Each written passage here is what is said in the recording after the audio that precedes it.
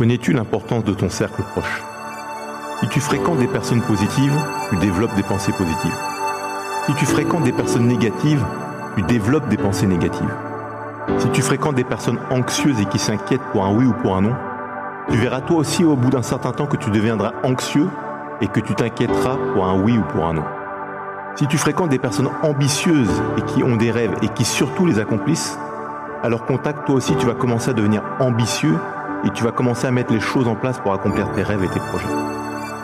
Lorsque tu fréquentes des personnes régulièrement, il y a comme un transfert qui se produit entre vous, selon que tu sois une personne qui influence ou une personne qui est influencée. La Bible nous raconte l'histoire du roi David qui à un moment donné a dû fuir devant le roi Saül qui voulait le tuer. Saül était jaloux parce que le peuple faisait les louanges du roi David à chaque fois qu'il rentrait victorieux du combat. David a dû s'enfuir. Il a été suivi par 400 hommes. Les hommes qui le suivirent n'étaient pas des soldats. Il s'agissait de créanciers, de personnes qui avaient des dettes ou qui étaient mécontentes contre le pouvoir en place.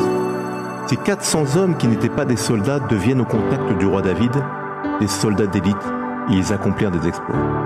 La Bible les appelle à la fin du premier livre de Samuel les vaillants héros. L'un d'eux brandit sa lance sur 800 hommes et les fit périr en une fois. Un autre du nom de Benaja tua 2 lions. Il descendit au milieu d'une citerne et il frappa un lion un jour de neige. Ces 400 hommes sont devenus des vaillants héros parce qu'ils étaient au contact d'un héros. Il s'agissait du roi David. Son influence et son charisme ont déteint sur son entourage. Quelle influence tes amis, tes collègues et ta famille ont-ils sur ta personnalité? Es-tu sûr d'être bien entouré?